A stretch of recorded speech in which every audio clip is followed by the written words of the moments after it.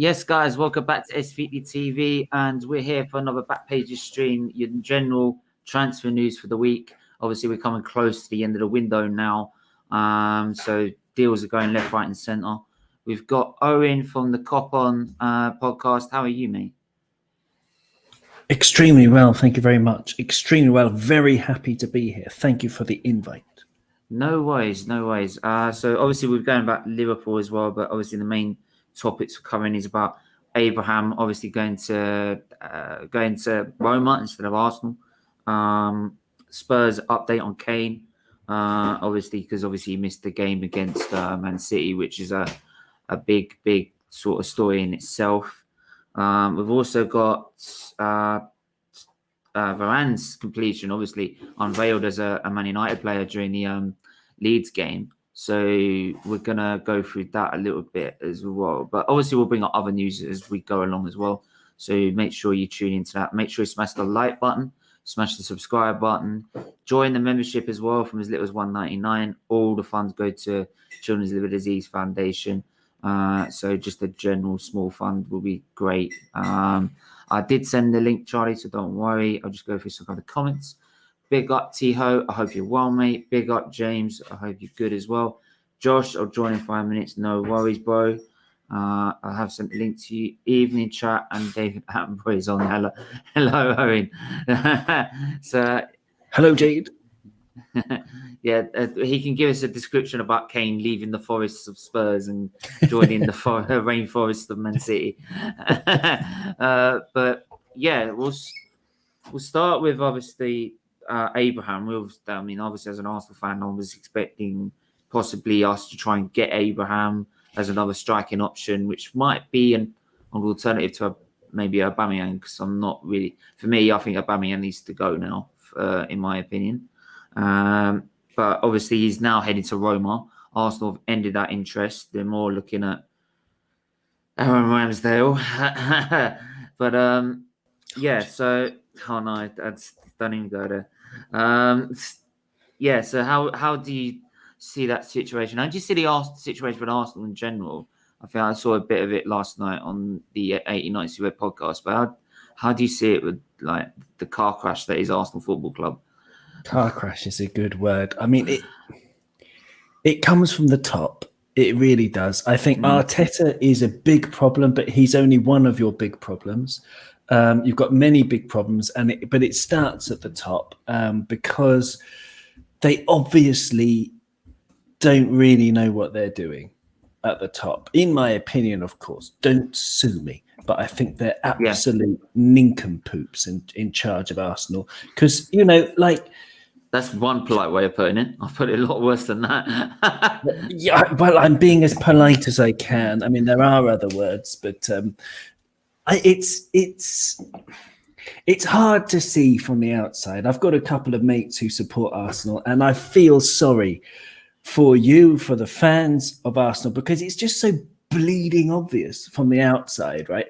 Like, you need investment. You don't need to spend 20 million on Ramsdale. You don't need to, so many things. Like, you don't need to give, even back in the day, Mesut Ozil 350 grand a week. Yeah. Yeah. And it started from around then, just like stupid decision after stupid decision. To be fair, I don't know. It's been started a lot longer than that. You can go back to Van Persie when we sold him. Selling Van Persie to your rival. Yeah, you can. Oof. When we let go Henry as well, when we could have stayed another couple of years. Decisions like that, instead of trying to keep the players, is that no investment has made us lose so many top players, and what divided the whole that invincible side up in the first place. And you can go back to even to then some of the stupid decisions we were making then, and it's gradually got. Obviously now it's more obvious. Clearly, you can see it on the pitch, but it's obvious. But to be fair, every club makes mistakes, right? So you can look back and you could say, well, we should have given Thierry Henry another couple of years because he was still great and he would have stayed. And you can look back on that and say that was a mistake. Van Persie was a huge mistake. I mean, that was like idiocy. But anyone can make a stupid mistake. I've made loads of stupid mistakes in my life, right? But it's the sort of regularity with which your current owners Yeah. make stupid mistake after stupid mistake. I can't believe, for example, I cannot believe a club like Arsenal that you look to Granit Xhaka for leadership, right? I would prefer Chaka Khan in my team than Granit Xhaka. You know, like she would at least be able to sing a nice song and she'd be good for morale. You At think least she can make us. She can make us believe. I can tell you that. There you go. Exactly. Exactly. But Granit Xhaka, the guy who chucked the captain's armband, he may as well just have burned it and then spat on it and then pissed on it. Excuse my language. It's the same kind of thing. And I cannot believe for 1 second that it's not absolutely obvious that guy's got to go. He hasn't got the right mentality for the club. But not only does he stay, he's like one of your leaders in the dressing room. Well, that's the thing. We get strip the captaincy for him. Arteta comes in, begs him to stay because he was going to go in January that season. Begged him to stay, then plays the season. We all try and get rid of him to Roma, who now Abraham's going to. That all looked done. It all looked like it was going to be announced after the Euros. Didn't get announced.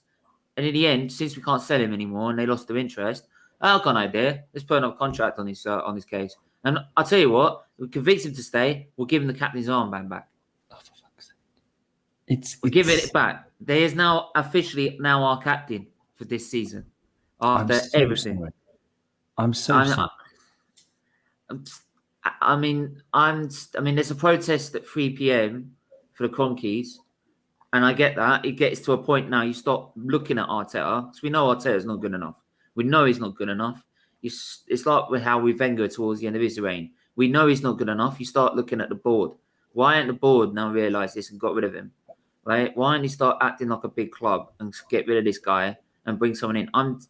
The signings we've made. We've got rid of. Hang on, we got rid of Odegaard. Got rid of David Luiz. There's so many other players we've got rid of, and our squad now looks worse.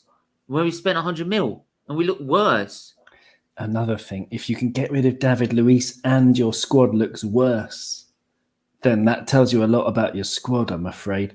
For me, right, we can talk for the next 3 or 4 hours about all of the things that have gone wrong with Arsenal. But I want to ask you about a way forward, but I've got an idea myself, and I'm going to tell you my idea after, but I'm interested in your opinion. What's the way forward? What's the way back to get back, at least into the top 4? Because for me, you're looking like easily a bottom half team, and I'm sorry about that this season. Yeah, for me, it's to a point now. Obviously, Arteta needs to go. That's a start. It's kind of getting to a point. I want to thank the Boer situation at Crystal Palace. 5 games in, bye, mission already. We should have sacked him after the semi-final of the Europa League. That's what we should have got rid of him instead of wasting the summer on this. Then Edu needs to go. You could look at the whole board. The whole board needs to go. The owners need to go. You can moan it all over, but here's an interesting thing with the Cronkies paying out for their stadium. Right, we've always been used as like a debt-free asset for any loans they want to bring out. So obviously they're paying that loan. So that means they could not sell Arsenal if they've got that loan out at the minute. So it's kind of it's kind of like the only thing you can do to remedy this situation is get a manager that's good at getting a good result out of not very good squads. That why I looked at Rafa Benitez. Rafa Benitez for you, I would say Graham Potter. Do you know what? It's exactly that, because that was my second option. Now, people look at me and say, why are you wanting Graham Potter? He's at Brighton. But if you look at games like the shots per ratio, like per game, he creates so many shots and shots on target per game. Yeah. If you give that to Arsenal with clinical strikers, we're back up. We're not back up. Probably could. We're definitely challenging into the European spots. We're not to top 4, but into top 6 at least.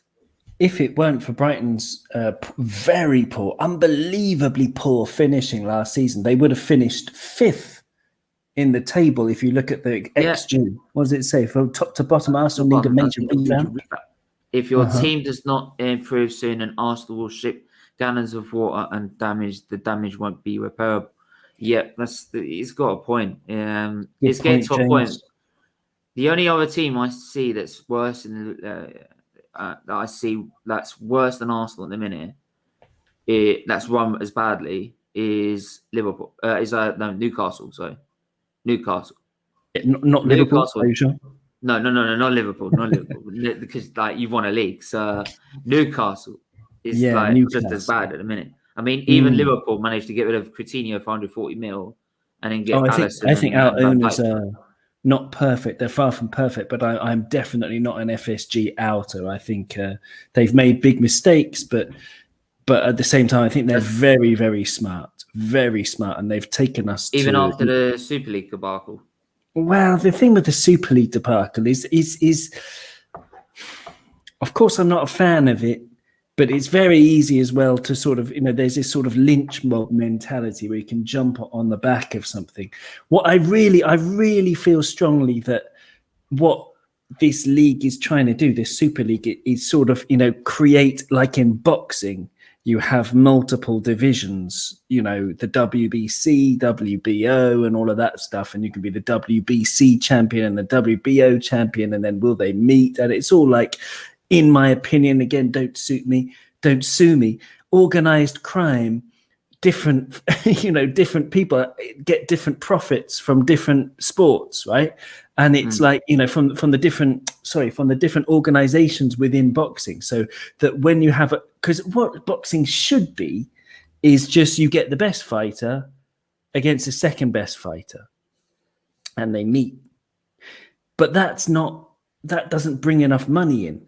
So you get the best boxer and the second best boxer who are you put them in separate divisions and you make them fight 10 times. And then once they've got 10 knockouts each, when they're about 35 years old, once you've rinsed all the money you can out of them, then they meet, and this has been happening for years in boxing. And I really hope that doesn't happen in football where there's this split, the language that they're using, the Super League people, to they want to stop UEFA's monopoly. And I don't like UEFA either, to be honest, but I like the unity of football in terms of every team is in the Champions League, for example, potentially, if you qualify through your league, then, everyone's got a chance of, within reason, got a chance of competing in this Champions League thing.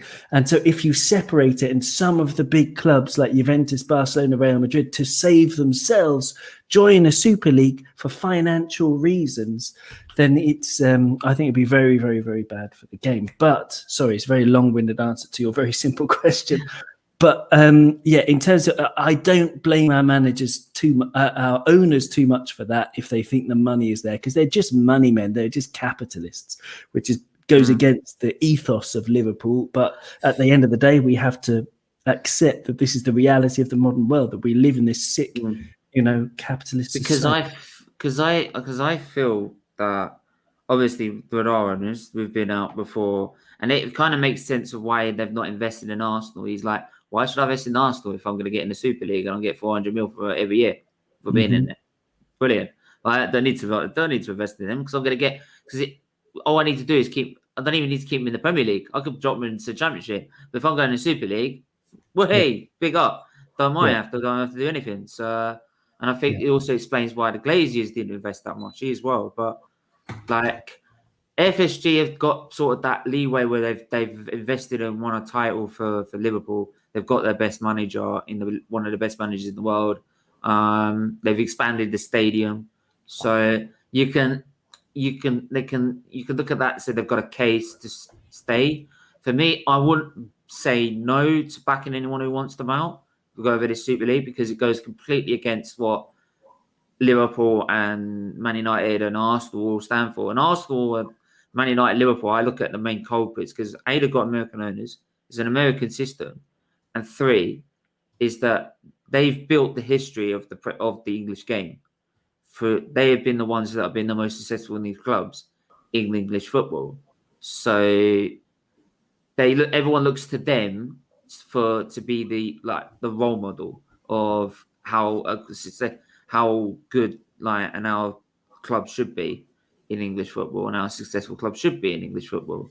So yeah, so for me, that's why I would never sort of, if anyone was to be out with them, I'm not got a problem with that, to be honest. And I wouldn't have a problem with that, but I would have a problem with someone who wanted to be say Kroenke in or Glazers in, because they literally don't. Glazers might look like they actually giving the toss now, but I think that's because of how bad the fans reacted. Arsenal fans only reacted with one protest, and then the next protest was an appreciation for a team that had done nothing, apart from make us believe have everything on a one game in semi-final, which even though we did appreciation for getting into the stadium, they still didn't win. So we ended up with nothing. Whereas they should have done, what we should have done was a protest against Kroenke. And that's why Kroenke doesn't have to we don't have to worry. We could do a protest, but no one really gives a damn, does they? They still buy the shirts. I still see people on Twitter, as soon as it came out, look, I got the away shirt, I'm going to go buy the third shirt. And I'm like, what are you doing? What are you doing? I just said, well, mate, don't moan about the Kroenkes and don't moan about Arsenal that are falling apart, because you're part of the problem. You're funding what they want.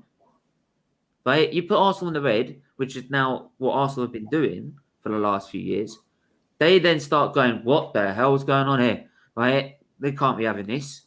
And that's the thing. If you keep doing that by not spending anything, at least then they start acting up and start acting like they care, because their money's getting cut. So it makes sense. It makes sense. But convincing millions of people around the world to do that, because it's much a worldwide fan base, is a bit difficult.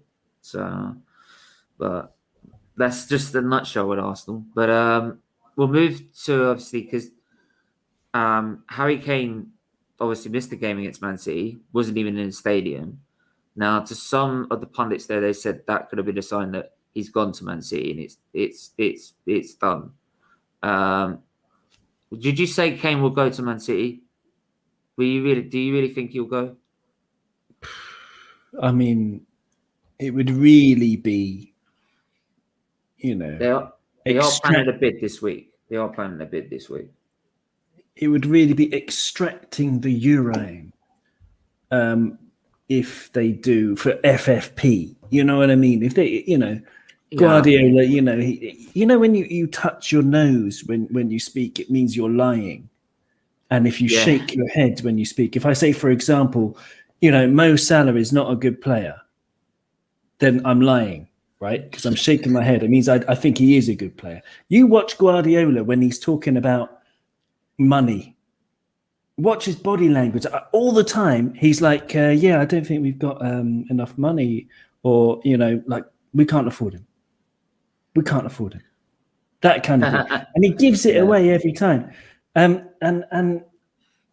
it's, I don't think they'll be unstoppable if they get Kane, to be honest. I thought if you look at the Euros, so you can't really tell from the Euros, but if you look at the Euros, how Kane was, very ineffective in certain games, because he's not that hard to mark out of the game if you've got a good, solid defensive shape. He's not impossible. He's not like Messi because Messi on his day can beat anybody. Of course, we've seen that over the years, but Kane is not the same. He's not the same level at all. So, even on his best day, you can still mark him out of the game. It's still possible. So I don't think Manchester City will be unstoppable. I do think it's very sick if they spend 260 million on two players. And something I've brought up before in other podcasts is that I researched the cost of a brand new hospital in Manchester, if you were to build one, is about 350 million.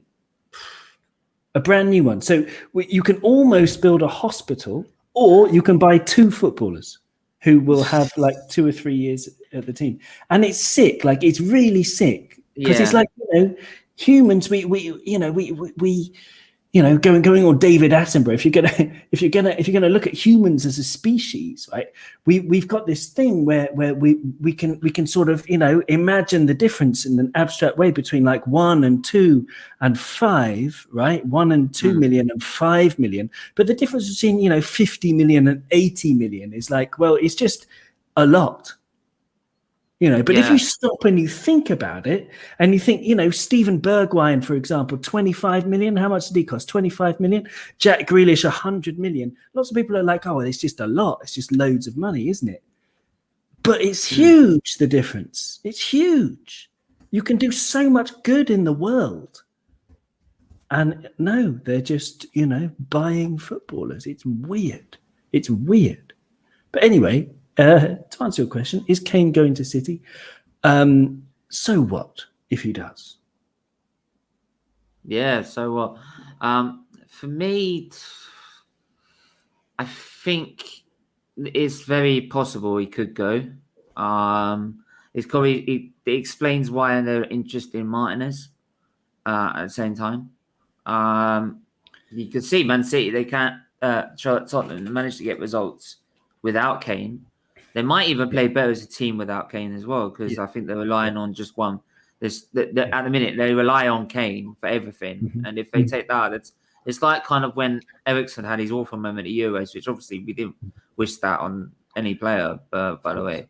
And it was horrible to see. But afterwards, Denmark got to a semi-final because they played so much better as a team, because they're not relying on Eriksen all the time. And I think that might benefit Tottenham in that way. But I still think he would go because he wants success. As much as he loves Tottenham and as much as he's done brilliant for Tottenham, which kind of is weird because he's an Arsenal supporter, he wants to win trophies. And any top-level striker wants to win trophies. And I think he knows by now he's not going to get it. He's not going to get it at Tottenham. Yeah, well, he's very, very, very selfish. And yeah, well, I remember when he started, he insisted on starting. I don't know if you remember, before the Champions League final in Madrid, he insisted on starting, having been injured for a couple of weeks or maybe a month or two or something like that, and he wasn't fit. But because it's Harry Kane and, he's one of our own, and he, thinks, well, this is my club or whatever, Well, this is what I see with England some of the time as well, is like he's starting games, and some of the games I was like, why are you not playing Calvert-Lewin as an option? Exactly. Well, I mean, Southgate's another dunderhead, but you say that, but he got us to a final, to be honest. He should have done. He underachieved. I'm not English, but he underachieved. Sorry, carry on. I know he made mistakes in the final. Don't get me wrong. And initially, I wanted him out. I didn't want him there. But since I said, if he got to a final, I'll be Southgate in, right? Because it's our first ever final that we've been in since '66. And yes, I know he screwed it up. He did. The penalty takers should have been penalties. He should have been more ambitious. He should have been more adventurous, and should have really taken it to Italy. So I really think he could have destroyed them if he really went at them. But to be able to get to a final after 66 and been so many years of trying and not getting there, and also suffering losing the semi-final himself in a penalty shootout, it's fair play to him, right? Fair play, and he's been getting so much stick, and I think he deserves a little bit of credit to be able to get England. I mean, England had their golden generation in 2006 and still didn't even get to a semi-final. Didn't get even to a They were very unlucky. They lost on penalties 2 or 3 times, and that was that. I mean, that's a lottery. The fact that it's a cliche, but it's true. Penalties are really a lottery. So the fact that Southgate fluked his way through, he's lucky to get through on penalty, because there were 2 penalty shootouts you got through in the Euros, or just one. I think we've only been to one the Euros final. Oh, okay, just the final. But then in the World Cup, I was looking at England results. Okay, hang on 1 second. So, okay, he lost to Italy on penalties in the final, and You beat Denmark just in extra time. You beat a rubbish Ukraine team 4-0. You beat a rubbish Germany team. Denmark. I would say with Denmark, and I'll just have a little bit of time on this, just a little bit. Go on. It's your Denmark, turn. I would no. I said Denmark. Denmark, I say, was the reason it was so tough. I think is because the mentality side of it is like England have been in a situation before, and that 3 other times they've been knocked out.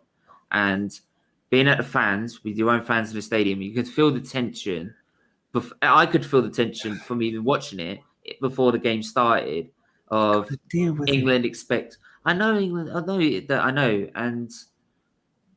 but it was there was a lot of pressure on that game. I think, of course. I think the final there wasn't so much pressure because we've managed to get to a final, and whatever will be. So, but the semi-final, I think the reason I didn't ever say it was going to be a walkover in that game because it was going to be such a high pressure game for England to be able to perform. Okay, I'm going to put this out there. I think you have a bias. Everybody has biases. I have my own because it's your team, your national team. Okay, England. But let's take it away out of your context and look at Ole Gunnar Solskjaer at Manchester United. Now, are Manchester United going to win much with Ole in charge? I don't think Oli. I'm not sure about Oli. I don't think he'll win it this season. I don't think he'll win the title. No, but in general, is Ole Gunnar Solskjaer the man to take Manchester United? You know, is he the best man for the job at Manchester United, one of the biggest clubs in the world? I don't think he will, to be honest. No, you don't think he is. So from the outside, you see, when it's not your team, you can see that, you know, when this manager is not the best candidate for the job, it's pretty obvious. But when it's your team, I mean, there are lots of Man United fans who love Ole and, you know, they're Ole in, and there are some who are Ole out. But it's like, you know, there's this emotion that's attached with it, you see. So there's an emotion that's attached with Gareth Southgate for England fans. But from the outside, you see, I'm a Malta. Oh, I fan. used to be out. I didn't back. Yes, I know, but it's your team. You see your team get to a final. You jump on that wave of emotion. You surf it all the way to the beach, and you see what fish you're dragging on your surfboard. But you know, it's everyone's got them. We've all got biases. It's like me. I thought that Charlie Adam would be a good player for Liverpool. From the outside, it's obvious that he wouldn't, but I believed in him, you know. So yeah, I think there are elements of that. But how do we get onto Gareth Southgate? I don't even know. Yeah, I don't know. I think it's about the Harry Kane thing anyway. So. Oh yeah, Harry Kane. Oh yeah, because he insisted on playing, and Southgate, you know, took the captain's armband away from Jordan Henderson because Harry Kane wanted to be captain, and he panders to this selfish child, Harry Kane. You know. But we'll wait and see. I mean, like obviously Varane. The thing with Varane, and I'll move on to Varane. Okay. What wind me up about Varane being unveiled as a player is obviously it's nothing to do with the rivalry or anything like that. Being a Man United fan, being Man United, it's the fact that for me he could have played the game. I would have rather him announced as a player.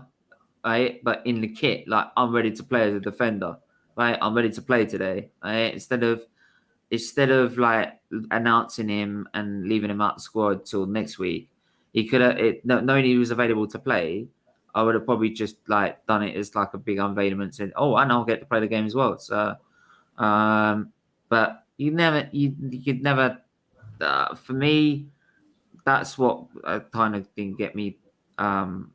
Into it a bit. I'm going to bring Dan in from SFeatleyTV. How are you, buddy? I'm all right, mate. How are you guys? You both all right? Very well, thank you. Nice to speak to you. Yeah, nice to speak to you too. Nice the way. We're just moving on about like Varane. I mean, Varane's like unveiling as a player and is all completed and signing. Would you have rather him just played the game as well instead of just leaving it all until we just announce him and on the pitch and then playing the next week. Right, and I'll start with you. Owen, before Dan, because I was going to start with you first. Okay, so yeah, I mean, for me, I don't know. I mean, they won the game 5-1, so I mean, it was an all right decision. But yeah, I don't know. Pardon? It could have backfired, but I think had it backfired, then it would be more. We could, we could say that was a mistake. And yeah, you're right. It was certainly a risk. I agree that it was a risk. But eventually, the fact that it paid off, we'll give it to them and we'll say, okay, fair enough. They've done that, and the feel-good factor, it actually worked doubly in their favor, because not only did Man United win the game, they now have Lindelof, who's saying, well, I partnered Maguire and we won 5-1, and it might increase the competition for places, which would be good to keep the level up of the players. So it might have been a doubly good decision in the end. But yes, I agree that it was a risk, certainly. I've seen in age. Yeah. I'll try and see if I can get the link here as well. But well, actually, you know what? I'll just drop the link in the chat if anyone does want to.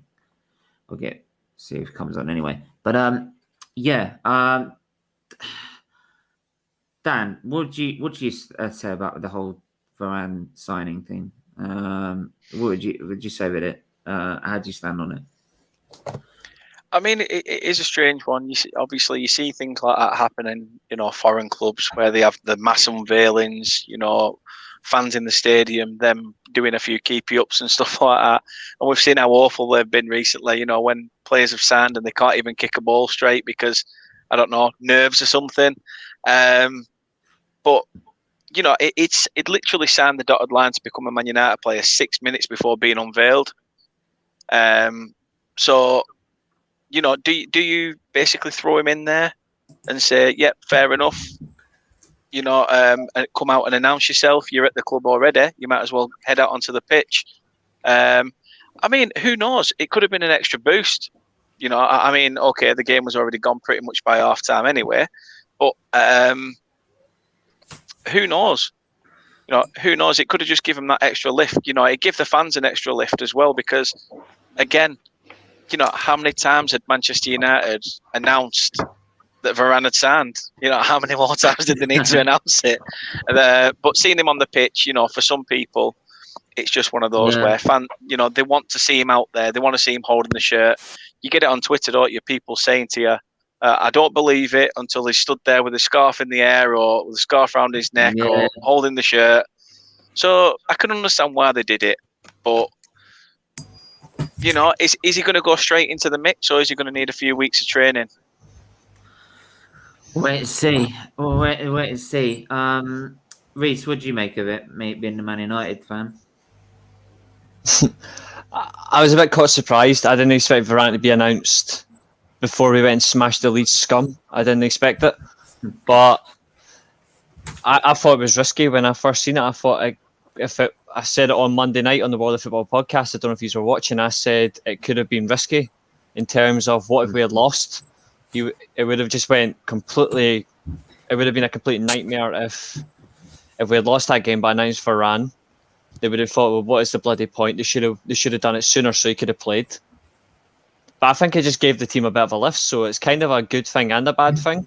So I've got no issue with it. It's just a matter of it can happen. We just have to be mindful about the situation, because obviously it is one of the best defenders in the world, if not the best in terms for his age. He's a serial winner. He's never lost a final as well. So it's just a matter of when was the right time to announce him. We chose to do it before we started the season, and in front of 75,000, that's how you do it. I can't say anything for Man City. They don't know how to announce their players properly. But we've done ours in front of an applauded fan base of 75,000, so it's great to see, and we won 5-1 on the back of it. What more can I say, really? Stephen, before you quickly move on, I'm going to have to shoot, but yeah, obviously, guys, everyone that's here watching, show Steven some love and some support. He deserves it. So big up to your channel, mate. All the work you do, and yeah, everybody just show Steven the love and support he deserves. And Reese, Yeah. why not? Why not? And Charlie. I mean, he's only been a City fan since 2009, so why not?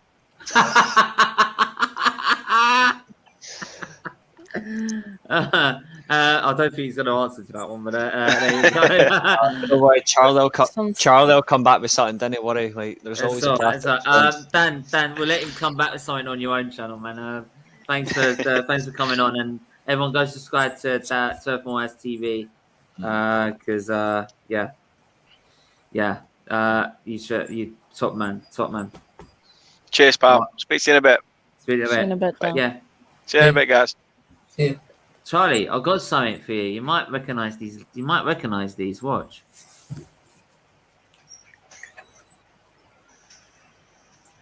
Right, I'll see in a bit. Cheerio. Oh, he went. To be fair, it could be worse. There is a tweet going around about Manchester City and about how their club only started 10 years ago, and it shows all their trophies. But in the background, there's a Manchester United museum plaque right beside it. I'm like, it just shows really. We're It's still all right. Don't worry, guys. He'll be back. Charlie can take it. I don't think Jack Grealish can. Yeah. What was I going to mention about before? Is I forgot what I was going to mention before, but oh yeah, I was going to actually mention about to Charlie about Harry Kane and about his sign. Reece, what's your take on the Harry Kane saga? Do you think he's going? Do you think he's not going? I don't know if he will this season, but I think next season I do think he will move. I think it's a bit late in the window now. Spurs aren't going to get Spurs are not going to get a replacement in time. Vlahovic, their key transfer target, decided to go to Atletico Madrid. So I do not see Spurs selling Harry Kane now unless that big £160 million offer came in, and they'd have to sign somebody in quickly. And judging by how the market's going right now, because Spurs would be seen as desperate, not in control of the market, clubs would take advantage. They would force them to spend top dollar. They would basically be in a Man United situation in terms of like people know what positions Manchester United want. Manchester United being the biggest club in world football, you're going to look at that and go, we can charge you so much money because we know you'll be forced to spend it and you'll have to spend it. So if Manchester City want to go and get a striker, if I was them, I would stick with what they've got right now because they can. They've won the league. They've won the league with a false nine. No. They've done it, and like Man City fans are just so full of excuses for everything. But they've won the league with a false nine. They're not going to get Harry Kane this year. If they do, it'll be next year. We won't get him next year. It's either this year or not at all. You won't get Haaland. I'll tell you that for a fact. I don't see that happening. Where do you think he'll go? I think Haaland will either go to Spain or he'll go to Man United. I have a feeling he might end up at Juve, to be honest. Don't know why. You don't think he'll go to Chelsea? It won't go yet. They've signed Lukaku. I don't really think. I forgot. That's the kind of. I don't see Haaland going to Spain. Italy, sorry. I don't see that happening. The style of football, I don't think he would. As good as he would want to test himself, I don't see that happening at all. Yeah. He likes to be an attack-minded setup. I don't think he would want to be in a defensive league. I don't think he would enjoy it. I think he would personally hate it. Sorry, I want to just ask about. I wanted to quickly just do a little bit on Liverpool at the minute. I mean, Liverpool. I think they're still interested in Renato Sanchez. Is that still a possibility for you, Owen? Do you think anyone's going to come in for Liverpool? I think the Renato Sanchez thing is just a rumour. The journalists closest to Liverpool have all categorically denied it and said that Liverpool have never been interested in him. And I hope that that's the case because he's not the kind of player we need, actually. But, are we going to do someone? I don't know. Klopp has basically said that, we're interested in the market and possibly bringing someone in, but at the same time, we don't need anyone necessarily. And, our club works, unlike other clubs, that we only spend the money that we make. and it's a different model to other clubs. So I think ideally we need cover for Fabinho, defensive midfield, and ideally we need maybe cover for Trent as well, because we haven't really got the best right back cover, but we don't really need much. You'll be able to tell me this because he's a player I rate as well, and honest to God, I hope he doesn't go to Liverpool. I want him to go to Man United. Florian Neuhaus, I know he's a club favourite as well. He's a player I absolutely adore, and I hope Man United make an effort to get him as like a rotational box-to-box player. Any updates on him? I know there was rumours that Liverpool couldn't afford the 34 million for him. If anything, I think that's a load of bollocks. I know Liverpool can afford that. Is there any latest on Florian Neuhaus to Liverpool? I think he's one of many players whose contract, I don't know if it actually expires in 2022 or 2023.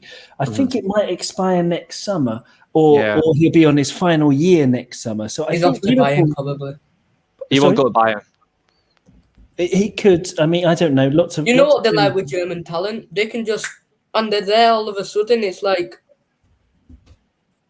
Aye, but the problem is they've got so many players in that one position. They're going to have to field out. If he goes to Bayern, he's just going to be stuck in the machine. He won't get a game. Well, Goretzka is another one whose contract is expiring next summer, and he's another dream signing for any club, really. But I think he'd be perfect at Liverpool. I'd love Goretzka at Manchester United, honestly. Well, yeah, most clubs would love him, yeah. But at Liverpool, I think it's not 100% necessary, but I think for a security blanket, I think we definitely need at least one midfielder. Apparently, Arsenal about Arthur Ramsdale, for fuck's sake. No one said that to any. I've seen this last night. No, he is going back. Yeah, we are going back for him. We are. It's fucking. It is ludicrous. Instead of putting an extra 40 mil out the 20 we made of Willock, and go out and get Maddison, we've gone and got. Maddison won't go Arsenal. No, but at least put. Hang on, Charlie. Before you say anything, Second up. Put a bid in at least and try and see if you can get him. Right, we decided to go and get Ramsdale. Right, instead, I would have rather kept Joe Willock. Right, people, Arsenal fans would have sit there and moan about Joe Willock. Right, well, I'm sorry, I don't care if you lot don't like this, but it's the only goal scoring midfielder we've got. You've just sold him. Right, you all moan about you rely on Aubameyang, right, and he's not scoring, and at the same time you want to sell Joe Willock, which is our only going to score midfielder, when we've got nothing creative for midfield. I just look at Arsenal, and you're the exact same as what I said 5 minutes ago. When it comes to desperation, you'll get charged too much money, and you'll bottle it, and you'll sign somebody else. This is why you are fucked, because you don't have the right. That's why you don't plan things properly. No, we don't, and I'm sorry. It's like there's certain people I've had on streams that moan about Joe Willock, right? And I'm sitting there saying that 6 months he had at Newcastle, and the way our midfield is, you can't give him a chance. If you lot can't give him a chance, then seriously, don't expect anything out of this football club. I don't get about Arteta. It's fuming. I'm fuming. I get fuming over it. These fans love to talk all this, but then they don't seem to have a backup point. They don't have a backup option at all, and we're now getting and we've actually, like I said earlier, we spent 100 mil, and our squad is even worse. It's even worse than it was before. I don't know where the long-term planning is. That's my only concern for Arsenal, and this is why I see you guys struggling to get close to the top 6, top 7. I think you're going to finish in the same sort of positions. You just don't plan ahead. I look at Reece, we're worse. We're not even going to get that. True, but I look at Liverpool, for example. They did things bit by bit. They got Sadio Mane in one summer. In the same summer, I believe I can't remember who else they brought. I think they got Wijnaldum that same season. Following season, they bring in Mohamed Salah. Then they bring in Van Dijk in January. Yeah. Then the summer, they go and bring in Alisson. That's planning. You look at Man United. That's a process. You look at Man United as well. We get Wan-Bissaka and Maguire in the same window. That's what I'm saying. Then we get a process. Exactly. Then we get Bruno. And then we've just went and got got Sancho and Varane. So there's building for the two biggest clubs, Man United and Liverpool. You see a process with Man City, except they've went and Yeah. got Jack They Grealish, just which spend all is the money. water. But I this is think what I'm saying, Arsenal they've have got- no long-term plan, and that's a big worry if you're an No. Arsenal fan. You're in the same boat as Newcastle. You're doomed. we are doomed, right? As it says on Dad's Army, we are doomed. You can only persevere. There is, That's the only thing you've got as a fan base right now, is you've got to persevere, because as much as you're in such a bad rut right now, Arsenal have had bad ruts before and they have returned to the top of football. So you're going to have to persevere. Liverpool were in the same situation. Manchester United were in the same situation. You just have to persevere, and eventually you'll see results. It's one way or the other. I'll tell you something though about long-term planning that is it affects all of the clubs, right? The smart move this summer, okay, if budget is a concern, because it doesn't seem to be too much of a concern for United or City or Chelsea, but if budget is your concern, then this is a list of players who are out of contract next summer, okay? Obviously the famous ones like Mbappe you know about, but Pedri, Goretzka, Pogba, Fati, Frank Kessié, Camavinga, Dybala, Ousmane Dembele, Insigne, Cristiano Ronaldo, Sabitzer, Brozovic, Lorenzo Pellegrini, Boubacar Kamara, Nicolas Sula, Andrea Bellotti, Matthias Ginter, Jesus Corona, Andreas Christensen, Onana, the goalkeeper, Dennis Zakaria, Kramaric, Rudiger, and James Rodriguez. Okay, don't really like him, but that's a huge list. You can add Jerome Boateng to the current list as well. Even then, Onana, we could have got it because of his ban. We could have got him for 10 mil. But you can get it for free next summer. But even then, 10 mil is peanuts. Today's money. Yeah, So, I would. I Get, don't I would know. sign it I tomorrow don't know. if he- Kroenke doesn't know what peanuts is, so he doesn't really look to that sort of signing. So because you ain't got I wouldn't really class it as a peanut signing if you've got Stan Kroenke as an owner. Yeah, it's a joke. It's an absolute joke. But that's the market everyone's got to be looking at. That's the smart market. Is the contract expiring for next summer? If you can sort of persuade 3 or 4 of those great players to the join. only but hang on, the only decent thing I can work out here towards the end of the window that's actually Arsenal thinking about is getting Odegaard back on loan. If you're not going to get a cam, that's going to be a permanent cam that we want, that we are going to want, not like what we need. Like, I do feel then getting Odegaard back on loan without the obligation to buy it, on an option to buy it, is a smart thing. It's a smart move. Yeah, he did score some goals. He did get some assists. He's not great. I'm not going to say he's great, right? But it's an alternative to Smith Rowe, and it stops Smith Rowe getting burnt out. That's unless Arteta's going to start playing Smith Rowe on the left and put Odegaard in the middle. If he starts doing that, then I lose it with him, because that's not what we need him for. Right? We need You him to can't burn out your young players. Saka as well. But that's what he does. Look at the end of the season. The end of the season, Saka was burnt out. Smith Rowe was burnt out. Martinelli was never played. Right? The way he treats his youngsters is utter disgrace to me. I think Saka was your break glass player. Balogun's probably the only player he's bought as a debut. Is the only young player who's got a debut under Arteta. No one else. I just look at what Arteta's trying to, in his mind, build, and in all due respect, I can see bringing in Ben White, as in, I've said it before, I don't think he's a particularly good defender, but I can see why you would bring him in, because he is good with the ball, so he gives you something beside your defenders. But he's not a Van Dijk, he's not a Varane, he's not a Ruben Diaz, in all respect. He doesn't come into your defence and he doesn't instantly make you better. Just change it. I don't think he changes the defence either. I think he's just another component to the defence. You need something to come in there and cement it. I'm surprised, even though he's not what he used to be, I'm surprised you didn't get Jerome Boateng. He's a free agent and he is a successful centre back. I would bring him in, put him into defence. At least you've got somebody who knows what he's doing. Yeah. He would instantly improve the defenders you've got around you. Fair enough, he's in his 30s. He's not what he used to be. But you're better off getting someone like Jerome Boateng than someone like fucking Ben White, with all due respect.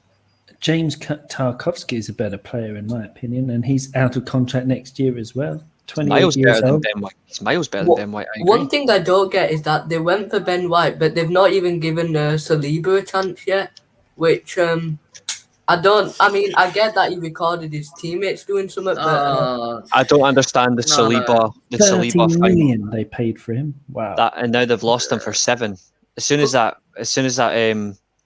loan deal's completed, there's an obligation for 7 million euros. You just must have massive. Yes, 7 million. That's how much you've lost him for. There's an obligation. Yeah, there's an obligation on his deal. Yeah. I thought you would have known that. nah. They It's an covered op- that bit up. It's an no, it got tweeted. It was actually in what I think it was Romano when he announced the loan deal or something that there was a 7 million obligation as well. So I was like, What the fuck are we doing? Arsenal. Welcome to Arsenal. It says it all. Wait, you've waited. Can someone watch over Sean? He's gonna have depression soon. You have, honest to God, and all due respect to Saliba, you've wasted a young talent in terms of like you just bought him in from Saint Etienne, and then didn't even bother to use him. Sent him back on loan to France, and now you've decided, you know what, we're going to include a deal to get rid of Where's him. he gone now? Back to France, but I'm not sure which club. Has he gone to like Marseille or something? No. I was told, nah, it's all right. I'll take No, give him a but- chance this season. No, but hang on, because I found a story here from What I've seen- 101greatgoals.com, and it Jesus. says Saliba's loan deal to Marseille contains no obligation clause. So there is no. I've seen there was deals. I've seen tweets that there was obligations. So yeah, I think that's rehashed it. info. This Okay. If this is more They're legit, probably that's still not good. gonna use him though. bunking that. It's not a fact. It's just a Twitter rumor. If this is more If it- concrete, that's great. Because when I was seeing it, it was a stupid journalist. So put it that way. Hang on. Yeah. Hang on. I'll say this. Even if there isn't, right? He will not be used if Arteta is still there. Even He if will be Arteta sold. wasn't there, he If still Ar- wouldn't get used. I know. I think What does Arteta- Arteta I think have it's against Arteta- the man? it's an Arteta- I don't know. I I get don't that know. he recorded his teammate doing a wank, but still. No. mistake. That was after. He was. We don't judged want to off know shit. that. We don't even want No, to talk about that. It's got nothing to do with that. It was 2.5 Yeah, I games. know. You know why he I was- think he wasn't used? No, Reece. I Reece, genuinely think sorry. there might have been something there in the background because a manager just won't refuse to play somebody unless there was something. There could have been an attitude problem. I With don't all think due there was. respect, I don't think he was because you never know. Like, I'm not going to say for definite there is, but that there is that I could don't think he was. be a I think factor. he gave everyone a fresh start for the season. Right? And Saliba came out and said, I don't know why he's got against this. I did 2.5 games and he got rid of me. He didn't do anything. Did he convince in those 2 games? Like, was he actually convincing? He actually played well in those 2.5 games. But even then, you can't judge him after 2.5 games. Everyone that comes in as a new player, we always say, give him 10 games, give him 5 or 10 games to get into the Premier League or anything like that. Right? You can't judge a defender after 2.5 games that are pre-season, that are training games. They're training games. They're not even pre-season friendlies. They're training games. You can't judge him after that. I'm sorry. Right? This guy doesn't like youth players. He doesn't like the youngsters. Simple as that. He's Look in at a the way he situ- treats them. He's in a situation now, though, with all due respect, and there's some clubs that can get away with playing young players because they've got the talent pool beside them to actually afford them at certain times. With Arteta right now, as a relatively still new manager, to a degree, he still is like inexperienced. He's in a results-based industry where he has to get results now, and with all due respect to your young players, they're going to have to persevere. They will get chances, but they're not going to play a full season because he's going to have to get the team in now and then incorporate them when it's the right time. I get that, but Saliba could have I weren't saying Saliba was going to start every game. He could have easily been involved in the squad. Could have been as another involved. defender. It could have been involved. Yes, like maybe it's like a squad option, like I'll come off the bench. But Yeah. at the moment, right now, you look at it. Some managers are in that constant spotlight where they've got to get results instantly, and I get that. he is one of them. With all due respect, he's one of them. He should be in the squad. You're sitting me and telling me watching that Brentford game, he is not better than some of those defenders that were playing that night. No, I'm not saying he's not. I'm not saying he's not. First He and foremost, deserves some of the defenders we've got. He deserves to be in the squad as another option for me. yeah, Yeah. that's a fair comment. But you do see the point of what I'm making, though, is because Yeah. of Yeah, like, yeah, I because get of the that. league I get itself. If this had been La Liga, he would have been fine. When, No, I when, get that. When I was speaking to someone who works at PSG last week about rookie managers, right? Mm-hmm. And he was saying that as a rookie manager like Arteta is, it's difficult to win respect in the dressing room. Of course it is. Unless you sort of pander to the senior players. So that presumably from the outside is exactly what's happening at Arsenal. Whereas you've got this young kid who wants to play, but, people who have been there for longer, like he can't afford to take risks because his seniority, it can always be questioned because he doesn't have experience. If you take someone like, for example, Brendan Rodgers, right? When he joined Liverpool, he was basically a rookie. He'd been at Swansea and that's it before. And so, if he was going to say anything to Steven Gerrard, then Steven Gerrard had the right to say, no, you shouldn't pick whatever. You shouldn't pick Sacco. You should pick Skirtle, for example, at the back. And he'd be like, oh, okay, Stevie, okay, because there's this seniority that he would have had to bow down to. Whereas now at Leicester City, he's got a lot more experience. So he can say to Jamie Vardy, for example, I know what you're saying, but, I want to do it this way. And Jamie Vardy's much more likely to go with it because he's now an experienced manager. You see what I'm saying? So Arteta, ultimately, as I'm sure we can all agree, he's not the right man for the job at Arsenal. But part of the problem is the fact that he's a rookie. Yeah, I think Solskjaer is the same situation technically as Man United. Like in terms of managing big clubs, he's in a similar situation. The thing is, I say with Arteta though, is that the other thing that doesn't help Arteta is that sometimes you can be an inexperienced manager, but if you've got a record like, say,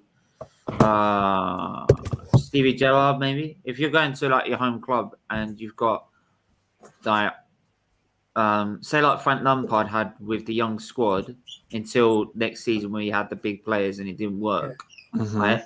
The reason he could get something out of them probably in this first season is because he had the respect of being at Chelsea, winning everything with Chelsea, right? Such as the Champions League, the Premier League, right?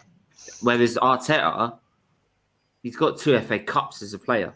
He hasn't done anything as a player. I think he still has some form of respect, though. I think he still has some form of respect. I get that, but some of those players in that Arsenal squad have done 10 times more than he's done. I get where you're coming from. I also look at the fact is there is a way of. There are some managers who walk into a dressing room, and you'll notice you'll have their respect. You look at 10 years ago, Jose Mourinho, maybe less now, but he still has that aura around him. He would command that respect. Sir Alex Ferguson walks into a dressing room, you will be sat down, you will be listening. He has that command respect. Arsene Wenger's the exact same. Those 3 managers would instantly command respect. Even Antonio Conte, right? Arteta, you've got a fair point. He doesn't have that commanding presence yet. But I think the problem is I look at some of those senior players, and I don't think they should at times pull rank. Not on Arteta, but they should pull rank on the young players and actually make sure they're actually listening to the manager. Because at the end of the day, Arteta's job is constantly on the line. Whether he wants to accept it or not, his job is constantly on the line. His senior players have got to down tools on him, because if they down tools, he's fucked. And 2, they need to show a level of seniority where they can keep the young players in line that keeps him in a relevant sense of balance. Because if he doesn't have that balance in the dressing room, he's going to lose his job. That's why Ole Gunnar Solskjaer is not the most perfect manager in the world. He's not the absolute best manager. We all know that, right? But the one thing he does have is excellent man management skills. He's probably the best man, with all due respect, he's probably the best man manager in the league, if not one of the best. And he has that with his senior players, and he's got it with his young players. He'll get mocked for everything. Like, if he wins a game, it's individual brilliance. If he loses a game, it's no tactics. But you can see it game on game. He has excellent man management skills, and that's what a manager needs, especially a rookie. I don't think Arteta's going to have it. If he can develop this over time, he will do better for Arsenal. But at the moment, it's very slim. And as Owen said a couple of minutes ago, he isn't the right man for the job.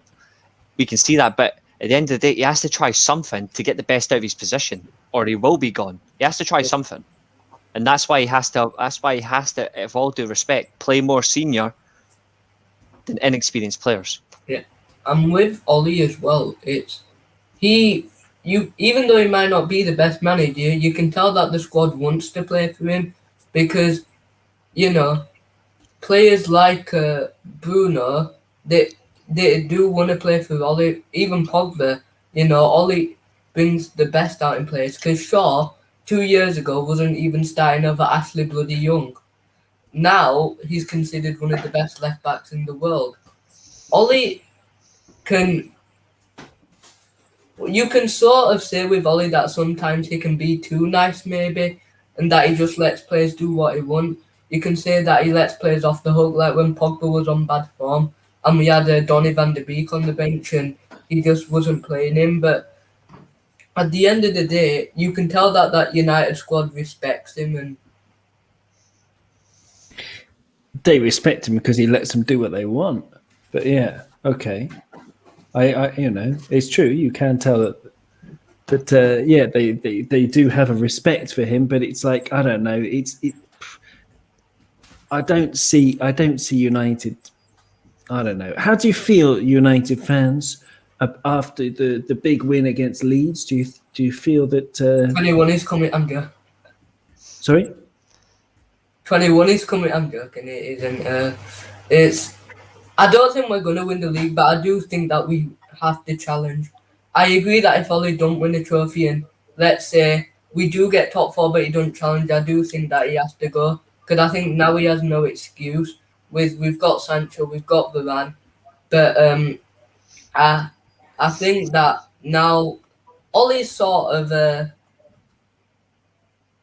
you could maybe say his job's on the line, but you also not, because it's very difficult. I mean, it's one game and it's Leeds United, and they always seem to go attacking, and we did smash them. So I'm not saying that we're going to win the league, but it's a good way to start off things. Okay, nice. So what about you, Reese? I look at the game, and it was almost identical to last season, where they came at us and we knew how to pick them off one by one. The difference is this time I felt it was a better performance in the 6-2. Yeah. I felt it was a much more controlled performance than last year. But with all due respect to where we go, as much as I want us to win the league, it would be great. I think we're still that defensive midfielder short, someone that can come in that can just give us the balance in midfield. But I look at where we are as an overall squad, and it's definitely better than what it was 4, 5, 6, 7 years ago. It's definitely better. Probably the best squad you could say post Fergie. Potentially. It's cost $500 million, though, hasn't it? But yeah, sorry, it's your chance. It's cost a lot to prepare, but he is going to be in the firing line. He has to win. He definitely has to win something. But even if it's just one trophy, it doesn't have to. If he's challenging the league and win, if he's challenging by the end of the season, he's still within the top 2. But he's actually challenging Manchester City, who I think is still going to win the league. If they're within touching distance of them and win an FA Cup, then it gives something to build on. But I'm going to take it as a great start to the season. Dominated Leeds, by far the better performance. We've actually forced our rivals to step up as well, which is good. We've forced Chelsea, we've forced Liverpool. Man City couldn't handle the pressure of Spurs. But we've forced them to step up, and I like how we've started. And now it's just a matter of we've got to go and replicate that now for the rest of the season. We've got to go and do that against Southampton. Yeah. Then we've got to go to Wolves. And we've got to do it against the big boys as well. We have to. We have to take it game by game. Yeah, I've got to step in because I've ignored the comments a little bit, so I've got to go through some of the comments. There's just loads. Big up Charlie. The only banter you made because you support a massive successful team with loads of cash and can buy the players you never want. Nah, we are massive. Yeah, and then it's not massive. It's successful, but not massive. Willock has done it at Arsenal, though. Small club.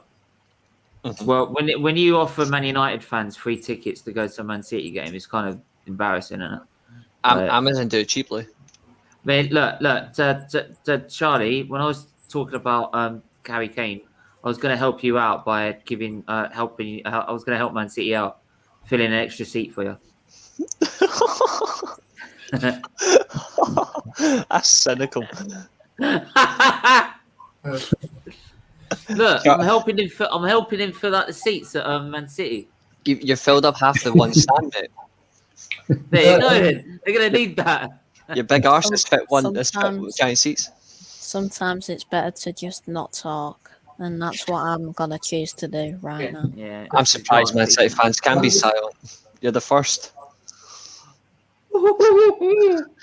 Arteta as a peanut brain. No, we know Charlie's sound off. Tarkowski, yeah, he's all right. All right. Tarkowski was ex-Brentford, as we would take him back. Apparently, they were looking. Chelsea were looking at him more. Maybe Saliba was too good, and Arteta doesn't like ballers. Probably Rodgers is a good man. He's probably jealous of him. That's probably why. You know, it's funny. I see Tarkowski at Everton next year. Yeah. Arteta is useless. Fun fact about him: every single time Arteta has been losing at half time in the league, how many times has has he won matches? Big fat zero. Yeah, I know, mate. No hope of a trophy while Ollie is there. Reese, there was a bust up there, like already down tools. Yeah, they're not ill. Oh yeah, talking of Aubameyang, have you heard the rumours that there might be a swap deal? Yeah, hang on. Just give me a sec because I want to build up to that. Give Jose squad, the squad he has now, and he just makes the players fall out with him. No, we're not doing that. Back again. Would you like to see if United can do that against a team that isn't? We done it to Burnley today as well. We played Burnley today behind closed doors. So we played our friend, they played their first team against us. We played a few. We smashed them. So I'm just gonna we need to do it every game. One game is as good as that start was. One game isn't enough. Man United will make a really good start. I was looking at the fixtures yesterday actually, and you're going to make a really good start, and everyone's going to go completely overboard. And by the end of November, you would have had a few bad results because that's when you start playing the big boys, and is sort of October time, isn't it? And I think United will start well. But we've got the only thing is when it gets to October is I look at we play City and Liverpool within 2 weeks. We've got we'll beat City, but it's Liverpool I don't know about. It's Liverpool. Sorry, I've got to cut because we haven't got long left, and I just want to bring this one in. Pierre Aubameyang, I hear that the part exchange deal you're thinking of. I don't think this is going to happen in a million miles of Sundays, and I'll tell you for why. This is Pierre Aubameyang. Barcelona interested in signing the captain.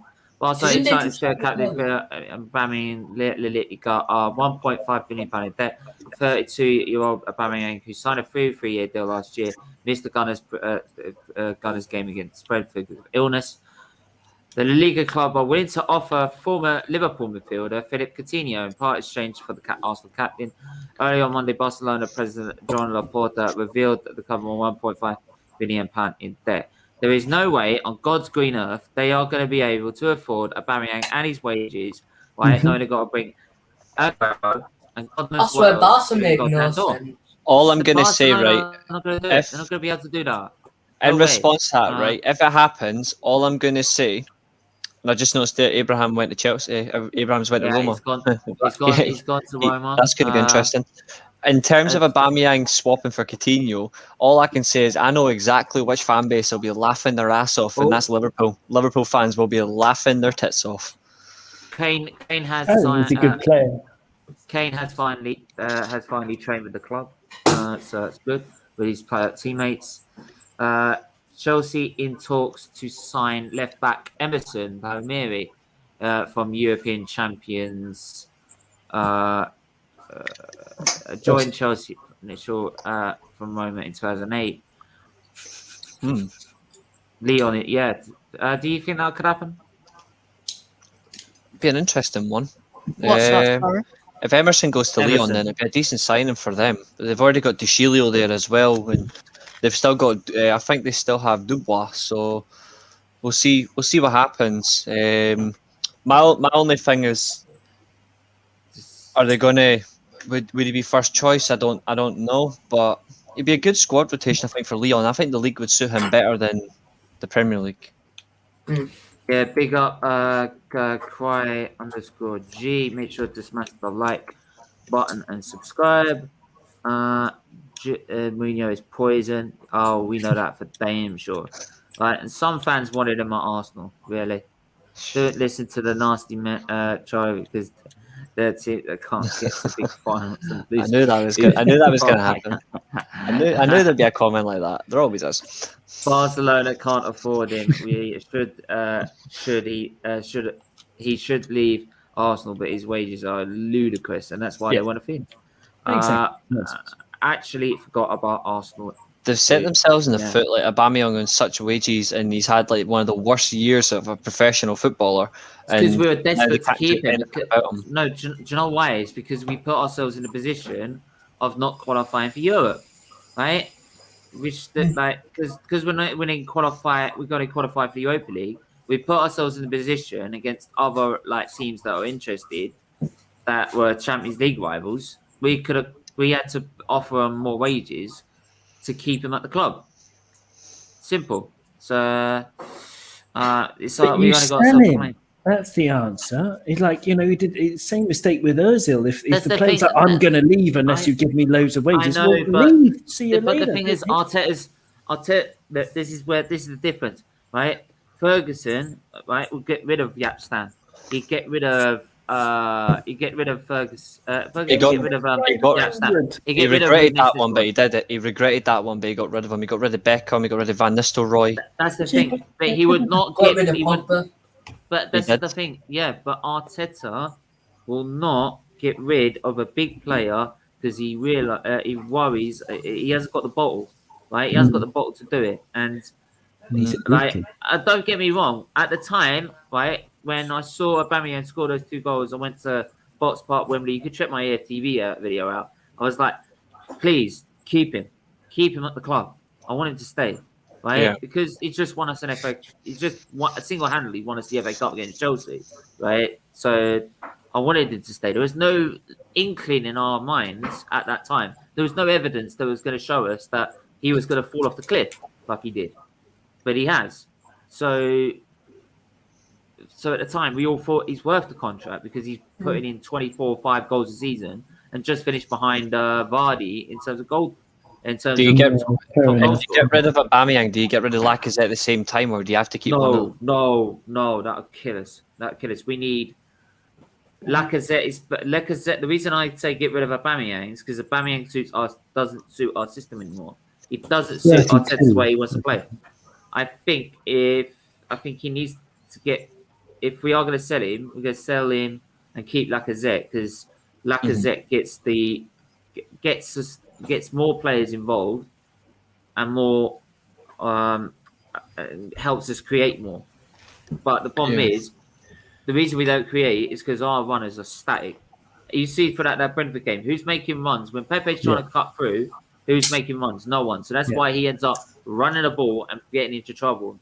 Some fans are like me to, Pepe's not good enough because he's not affecting the game or anything like that. Well, if you've got no one running and creating space, what's he supposed to do? This is why you should re-sign Odegaard. This is why you should not re-sign Odegaard because he needs runners around him. But he doesn't do that. Arteta doesn't employ that as his tactics. This is what I'm saying. He's got no style of play. He's got no tactics to be able to create space or create opportunities. Right? It's why it takes us 10 minutes to create anything. So, yeah, for me, like, it's just going to get, unless a miracle happens, it's not going to, which it ain't, it's going to get worse. So, yeah. Because you'll see the predictable this weekend against Chelsea. You'll either beat them or you'll have a very good performance and lose by 1 goal. We'll probably beat them, and then we'll go, well, there's no problems. There's no problems at Arsenal. Well, we beat the European champions, right?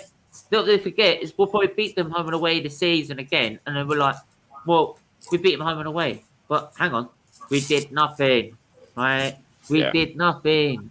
We didn't do anything. And then get steamrolled off City the following weekend, like 6 or 7. Like I said, they keep every time we beat the European champions or the Premier League champions home and away, or we beat them in 1 game in the season, right? Our fans always do this. I won't accept second best. I won't accept it, Robbie. I don't want it. people are out there clinging on to, oh, but we beat Chelsea 3-0. Yeah, let's go home and wank in a sock. You fucking idiots. I remember watching that. I was pissing myself. I remember watching his meltdown after the Liverpool game when he was in broad sunlight. When is it gonna end, Robbie? I've had enough. That one. When he mentioned Man United as well, like his meltdown and all that, it's just pure gold. He's even though he is a bit of a dickhead, with all due respect, he is a little bit of a dickhead DT. In terms of what you've got, he's probably more real than most Arsenal fans. I'm telling you, my sneak peek to my preview tomorrow for Chelsea. Do I think that we could even beat Spurs at Wembley? No. Man City. Who else is in it? Chelsea. Do you think we're going to beat them? Not United. United? No. We ain't going to beat them. Simple. Should be real, but he speaks facts. Don't. Honestly. Honestly, who needs to banter Arsenal nowadays when their fans do it themselves? That's what I'm saying. There's nothing better than seeing Arsenal lose and then a couple hours later you stick on AFTV. AFTV and chill. It's so true. Yeah. I mean, to be fair, you could go out. I mean, it's beautiful sunny Scottish weather. You could play up here if you want, lose, and you can blame it on the sun. That one. Okay, wasn't the best defending. Defending was terrible. Well, it wasn't the best defending. Things can happen. Remember, we mustn't forget that it's been raining, so the pitch is quite. It's been raining. Yeah. Are you being serious? It's raining for both teams. Yeah, I know. It's raining for both teams. He's the most deluded fan on planet Earth. He's the most deluded fan. 5-0 to the under-5 Pakistani team, and I would say, it's a work in progress. We need to. Before the defeat against Liverpool, they said, give me a positive. Would he concede more? His comments on the overlap were the absolute most delusional comments I've ever heard in my life. I need to watch that. Honestly, Charlie, after this, you need to watch part 1 of the overlap and just watch Ty speaking about Arsenal in terms of challenging for the league. And he's arguing with Jamie Carragher, and they're sitting there and he's saying they don't respect Arsenal, and they're like, we do respect them. They're still pissing off Ty by speaking. And he wasn't even talking about the league. That's the best part. Like, Ty, he's so fucking delusional. You got the Arsenal fans sitting beside. You got the Arsenal fans sitting beside him. You got the Arsenal fans sitting beside him, going, "Arsenal aren't going to win anything." Just shutting them down. It was gold. I feel sorry. My heart goes out to these people of the pain that it must be, Stephen, to be an Arsenal fan in these days. Can we just talk about one man, Graham Souness, the Pratt? Hang on, Graham Souness, he won the European Cup more times than your club. Do you have to remind me that he's also a former Scottish player? Every excuse to hate on Paul Pogba. You're better off you just can't ignore. question Graham Souness. You know, when he talks, you pin your ears back. The man won more leagues and European Cups than your 130-year-old club or whatever. He's an absolute legend of the game, and yes. He's a little bit harsh on Paul Pogba, but a little bit harsh. Occasionally a tad on the hard side on Pogba, but he is taking things to a whole new spectrum, and obviously he is Scottish, and we are quite an outspoken bunch. That's something. That's what we are known for. Yeah. That's what we're known for. But legit, if he's taking things to a whole new level. You could see West Ham beat Everton, and soon as the last where Paul Pogba is in that situation. He would, honestly. Yeah, true. I just hate the hypocrisy. He called Harry Kane a saint. No, that was Gary Neville. That was Gary Neville. No, yeah, I wasn't seeing legit. Pogba got 4 assists. What do you think? Well, he's an £100 million player. You expect him to do that? Can we talk about Spurs now? It's like he has to dodge Paul Pogba, and the best part is Pogba doesn't even know who he is. He's just there like, I don't know who this guy is. That's fine. Trust me, Pogba will know who as soon as it is. Trust me, he'll know. He just chooses to ignore him. He'll choose to ignore him because he's being smart. Oba can only go somewhere where can he afford his wages, but they don't want him as he isn't. Saudi Arabia, maybe. Guys, I got to shoot off. I'm recording. You were going to wrap up. We're Burnley. wrapping up anyway, to be honest. We're wrapping up anyway, to be honest. My man Owen never fails. It never fails, yep. Overlap was mental, and yes, we're giving this off the whole time as soon as it's back on.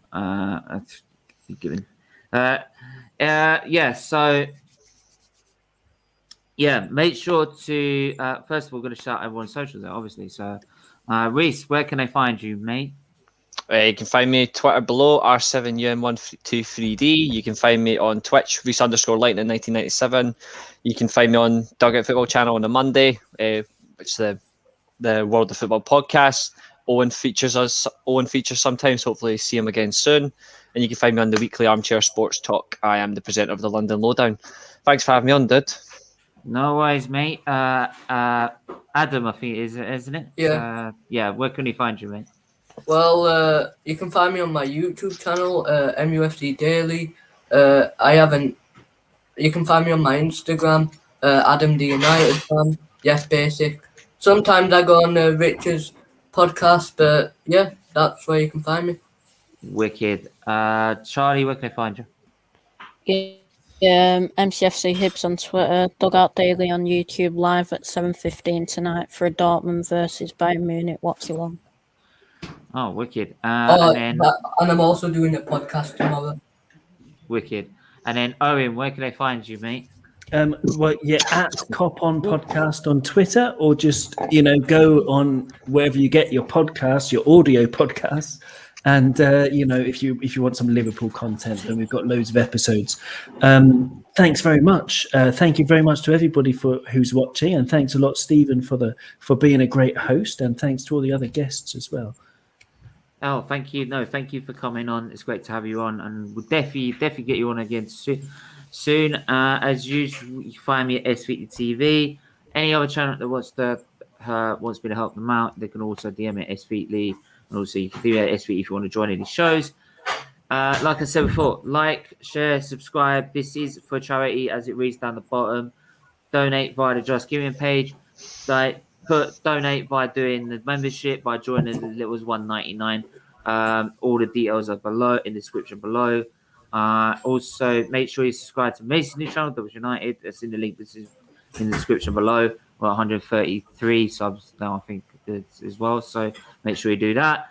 And we're back at 7 p.m. for the rest for you. Right, just reviewing all the major decisions of the match day one. And we'll be back. Later on this season. Later on at 7. Until then, take care. Bye bye from now. Ka-chow. Yeah. Peace out.